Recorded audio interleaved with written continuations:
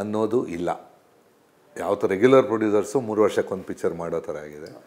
So ಆ regular judgement ಆಗಲಿಲ್ಲ, ದಿವ್ಸಕ್ಕೊಬ್ಬರು ಬರ್ತಾರೆ ಹೋಗ್ತಾರೆ. ಸೊ ಇಂಡಸ್ಟ್ರಿ ನನ್ನ ಲೆಕ್ಕದಲ್ಲಿ ಒಳ್ಳೆ ಪ್ರೊಡಕ್ಷನ್ಸ್ ಹೌಸ್ ಇದ್ದರೆ ಡೆಫಿನೆಟಾಗಿ ಪ್ಲಸ್ ಆಗುತ್ತೆ. ಈಗ ಅದೊಂದು ನೆಗೆಟಿವ್ ಇದೆ ನಮ್ಮಲ್ಲಿ ಕಾಡ್ತಾ ಇದೆ, ಅಂದರೆ ಒಳ್ಳೆ ಪ್ರೊಡಕ್ಷನ್ ಹೌಸಸ್ ಇಲ್ಲ. ಪಿಕ್ಚರ್ ಬಗ್ಗೆ ಬರೋರು ಜಾಸ್ತಿ ಗೊತ್ತಿರಲ್ಲ ಪಿಕ್ಚರಿಗೆ, ಆಮೇಲೆ ಹೆಚ್ಚಾಗಿ ಮೋಸ ಹೋಗ್ತಾರೆ, ಆಮೇಲೆ ಇಂಡಸ್ಟ್ರಿನ ಬೈಕೊಂಡು ಹೋಗ್ತಾರೆ. ಅದೊಂದು ನೆಗೆಟಿವ್ ಇದೆ. ಒಳ್ಳೆ ಚಿತ್ರಗಳು ಬರಬೇಕಂದ್ರೆ ಒಳ್ಳೆ ಪ್ರೊಡಕ್ಷನ್ ಹೌಸಸ್ ಬೇಕು. ನಾನು ಹೇಳ್ದಲ್ಲ, ಕತೆ ಯಾವ ಥರ ಬೇಕು, ಹಾಡು ಯಾವ ಥರ, ಒಂದು ಪಕ್ಕ ಜಜ್ಮೆಂಟ್ ಅಂತ. ಇದರಲ್ಲಿ ಕಂಪನಿಯಲ್ಲಿ 2-3 ಸ್ತಂಭಗಳಿದ್ವು. ಅದೇ ಆ ಕಂಪನಿ ನಾನು ಈ ವರ್ಷ 50 ವರ್ಷ ಆಗುತ್ತೆ ವಜ್ರೇಶ್ವರಿಗೆ. ಅಫ್ಕೋರ್ಸ್ ಪೂರ್ಣಿಮಾ ಎಂಟರ್ಪ್ರೈಸಸ್ ಆಯಿತು, ಇದು ಪೂರ್ಣಿಮಾ ಎಂಟರ್ಪ್ರೈಸಲ್ಲಿ ಆಗಿದ್ದು ಪಿಕ್ಚರು. ಇಂಥ ಒಂದು ಒಳ್ಳೆ ಕಂಪನಿಗಳು ಇದ್ದರೆ ಐ ಥಿಂಕ್ ಒಳ್ಳೆ ಚಿತ್ರಗಳು ಬರೋ ಸಾಧ್ಯತೆ ಜಾಸ್ತಿ. ಸರ್, ಇದೆಲ್ಲರ ಜೊತೆಗೆ 50 ವರ್ಷ ಅಂದಾಗ ಪುನೀತ್ ಅವ್ರಿಗೂ ಕೂಡ ಇವತ್ತು 50ನೇ ವರ್ಷದ ಬರ್ತ್ಡೇ 17 ಮಾರ್ಚ್ 17ಕ್ಕೆ. ಸೊ ಹೆಂಗೆ ಹೇಳೋಕ್ಕೆ ಇಷ್ಟಪಡ್ತೀನಿ. ನನ್ನ ಹೇಳಬೇಕಂದ್ರೆ ಪುನೀತ್ ಯಾವತ್ತು ಅಜರಾಮರ ಅಂತ ಹೇಳಬೇಕು. ಕಾರಣ ಒಬ್ಬನಿಗೆ ಮನುಷ್ಯನಿಗೆ ಒಂದಿಷ್ಟು ಸಾಧನೆ ಅಂತ ಇರುತ್ತೆ. ಒಂದು ಲೈಫಲ್ಲಿ ಅವನು ಇಷ್ಟು ಸಾಧನೆ ಮಾಡ್ತಾನೆ, 100 ವರ್ಷಕ್ಕೆ ಇಷ್ಟು, ಅವನ 100 ವರ್ಷ 80 ವರ್ಷ ಅವನ ಲೈಫ್ ಒಂದು ಜೀವನ ಪೂರ್ತಿ ಸಾಧನೆ ಅಂತ ಇರುತ್ತೆ. ಬಟ್ ಅಪ್ಪು ಅವ್ರು ಏನೋ 47 ವರ್ಷಕ್ಕೆ ಎಲ್ಲ ಆ ಸಾಧನೆನ ಕಂಪ್ಲೀಟ್ ಮಾಡಿದ್ರು. ನನ್ನ ಲೆಕ್ಕದಲ್ಲಿ ಆ ಸಾಧನೆ ಕಂಪ್ಲೀಟ್ ಮಾಡಿ ಹೋಗಿದೆ ಅನಿಸುತ್ತೆ. ಯಾಕಂದರೆ ಅವ್ರು ಮಾಡಿದ್ದು ಈಗ ಫಿಲ್ಮ್ಸ್ ಆಗಲಿ, ಜನ ಅವರನ್ನು ಪ್ರೀತಿಸಿದಾಗಲಿ, ಅದು ಲೈಫ್ ಟೈಮ್ ಅಚೀವ್ಮೆಂಟ್ ಅಂತ ಹೇಳಬೇಕು. ಇನ್ನೊಂದು ಅಫ್ಕೋರ್ಸ್ 50 ಇಯರ್ಸ್ ನನ್ನ ಪರ್ಸ್ನಲಾಗಿ ನಾನು ಡೆಫಿನೆಟಾಗಿ ಮಿಸ್ ಮಾಡ್ಕೋತೀನಿ. ಯಾಕಂದರೆ ನನಗೆ ಪರ್ಸ್ನಲಾಗಿ ಐ ಥಿಂಕ್ ನನಗೆ ಒಳ್ಳೆಯದಕ್ಕೂ ಯಾವುದಕ್ಕೂ ನನಗೆ ಇದ್ದರು. ಅಂದರೆ he was there for me. ನನಗೋಸ್ಕರ ನನಗೆ ಅಂದರೆ ಎನಿಥಿಂಗ್, ಏನಾದರೂ ಏನಿ ಖುಷಿ ಸಂದರ್ಭದಲ್ಲಿ, ದುಃಖ ಸಂದರ್ಭದಲ್ಲಿ ಎಲ್ಲ ಟೈಮಲ್ಲಿ ನನ್ನ ಜೊತೆ ಹಂಚ್ಕೋತಾ ಇದ್ದರು.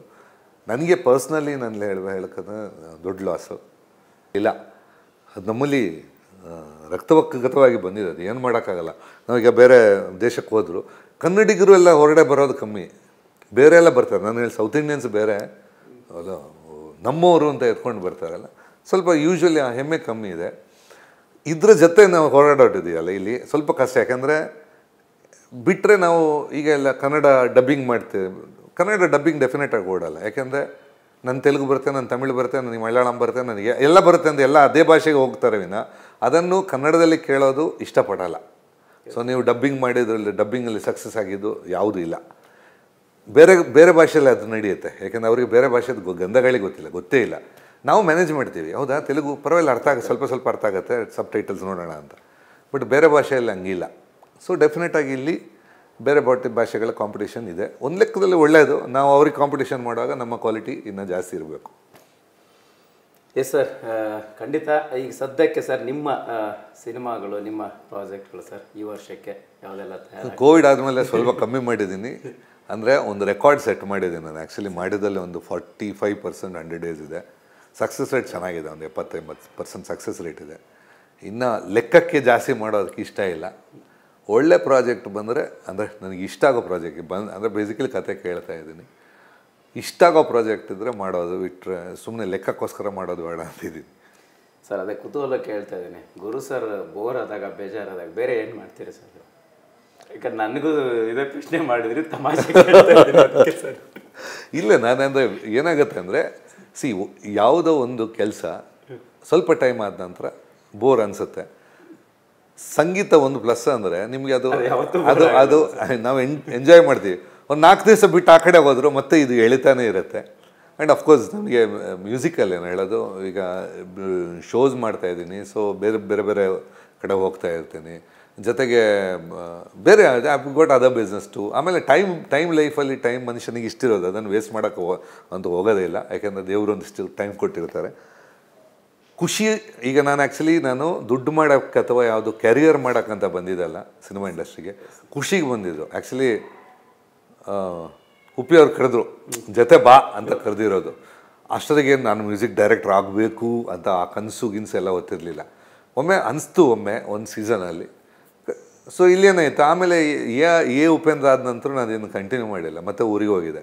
ಯಾವತ್ತು ಚಿತ್ರ ಆದಮೇಲೆ ಓಕೆ ಇಲ್ಲಿ ಮಾಡ್ಬೋದು, ಯಾಕೆಂದರೆ ಜನ ಪ್ರೀತಿ ಸ್ಟಾರ್ಟ್ ಆಯಿತು. ಇದನ್ನು ಇಷ್ಟಪಡೋಕ್ಕೆ ಶುರು ಮಾಡಿದೆ ನಾನು. ಎಷ್ಟು ದುಡ್ಡು ಕೊಟ್ಟರು ನಿಮ್ಮ ಜನ ಪ್ರೀತಿ ಸಿಗಲ್ಲ. ಸೊ ಇದನ್ನು ನಾನು ಇಲ್ಲಿ ದುಡಿಯೋಕ್ಕೆ ಬಂದಿದ್ದ ಇಂಡಸ್ಟ್ರಿನೇ ಅಲ್ಲ. ಬಟ್ ನನಗೆ ನಾನು ಅಂದ್ಕೊಂಡಿದ್ದಕ್ಕಿಂತ ಜನ ಜಾಸ್ತಿ ಪ್ರೀತಿ ಕೊಟ್ಟಿದ್ದಾರೆ. ಅದನ್ನು ಗಳಿಸೋಕ್ಕೆ ಯಾವ ದುಡ್ಡಿಂದಲೂ ಸಾಧ್ಯ ಇಲ್ಲ. ಸೊ ದಟ್ಸ್ ವಾಟ್ ಅದೇ ಮೇಜರ್ ಆಗಿ ಅದು. ಸೊ ಇದನ್ನು ನಾನು ಆ್ಯಕ್ಚುಲಿ ಇಷ್ಟು ಮೇಂಟೈನ್ ಮಾಡಿ ನಾನು ಇನ್ನು ಹೆಸರು ಕೆಡಿಸ್ಕೊಳ್ಳೋದು ಬೇಡ ಅಂತ ಸುಮ್ಮನೆ ಇದ್ದೀನಿ. ಸರ್ ಫೈನಲಿ ನಿಮ್ಮ ವರ್ಡ್ಸು ಸರ್, ಇಡೀ ಇಂಡಸ್ಟ್ರಿ ಬಗ್ಗೆ ಆಯಿತು, ಅಪ್ಪು ರಿಲೀಸ್ ಆಗ್ತಾ ಇದೆ. ಸೊ ಅದ್ರ ಬಗ್ಗೆ ಇಲ್ಲ, ಅಪ್ಪು ಅವ್ರದ್ದು ರಿಲೀಸು ಡೆಫಿನೆಟ್ ಇದೊಂದು ಹಬ್ಬ ನಮಗೆ. ನನಗೆ ನೆನಪಿದೆ, ಫಸ್ಟ್ ರಿಲೀಸ್ ಆದಾಗ ನಾನು ಅಪ್ಪು ಅವ್ರ ಜೊತೆ, ಅಣ್ಣವ್ರ ಜೊತೆ ಈ ಚಿತ್ರನ ನೋಡಿದ್ದೆ.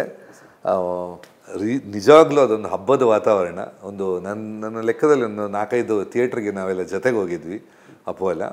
ಸೊ ಇವತ್ತು ಅಪ್ಪು ಅವರಿಲ್ಲ, ಬಟ್ ಡೆಫಿನೆಟ್ ಅವರ ಅಭಿಮಾನಿಗಳೆಲ್ಲ ಇದ್ದಾರೆ. ಮತ್ತು ಪಿಕ್ಚರಲ್ಲಿ ಥಿಯೇಟ್ರಲ್ಲಿ ಹೋಗಿ ನೋಡಿರ್ಬೋದು ನೀವು ಆ ಚಿತ್ರನ, ಬಟ್ ಮತ್ತೆ ಥಿಯೇಟ್ರಲ್ಲಿ ಹೋಗಿ ಆ ಒಂದು ಎಕ್ಸ್ಪೀರಿಯನ್ಸ್ ನಾನು ಹೇಳಬೇಕು, ಆ ಅನುಭವನ ಪಡ್ಕೊಳ್ಳಿ ಅಂತ ಹೇಳ್ತಾ ಇದ್ದೀನಿ. ನಾನು ಹೋಗ್ತಾ ಇದ್ದೀನಿ. Thank you sir. Thank you. ನಿಮ್ಮೆಲ್ಲ ಜರ್ನಿಗೆ ಆಲ್ ದಿ ಬೆಸ್ಟ್. ಹಂಗೆ ಥ್ಯಾಂಕ್ ಯು. ಥಿಯೇಟ್ರಲ್ಲಿ ಸಿಗೋಣ ಮತ್ತೆ ಸರ್. ಶೋ ಸರ್ ಇದಿಷ್ಟು ಏನಂತಂದರೆ ಇಡೀ ಒಂದು ಸಿನಿಮಾ ಇಂಡಸ್ಟ್ರಿಲಿ ಅವರ ಜರ್ನಿ ಆಗಿರ್ಬೋದು, ಜೊತೆಗೆ ಅಪ್ಪು ಸಿನಿಮಾದ ಜೊತೆಗಿನ ಜರ್ನಿ ಬಗ್ಗೆ TV9 ಜೊತೆ ಗುರುಕಿರಣ್ ಸರ್ ಮಾತನಾಡಿರ್ತಕ್ಕಂಥದ್ದು. ನಿರಂತರ ಸುದ್ದಿಗಳಿಗೆ ನೋಡ್ತಾ ಇರಿ TV9. ಹೌದಾ ಸರ್, ಇದಿಷ್ಟು ಗುರುಕಿರಣ್ ಸರ್ ಅವರ ಮಾತಾಗಿರ್ತಕ್ಕಂಥದ್ದು. ಅಂದರೆ ಇಡೀ ಸಿನಿಮಾ ಇಂಡಸ್ಟ್ರಿಯ ಜರ್ನಿ ಆಗಿರ್ಬೋದು, ಅಪ್ಪು ಸಿನಿಮಾದ ಬಗ್ಗೆ ಜೊತೆಗಿನ ಜರ್ನಿ ಆಗಿರ್ಬೋದು, ಎಲ್ಲವೂ ಕೂಡ TV9 ಜೊತೆ ಮಾತನಾಡಿರ್ತಕ್ಕಂಥದ್ದು. ನಿರಂತರ ಸುದ್ದಿಗಾಗಿ ನೋಡ್ತಾ ಇರಿ TV9.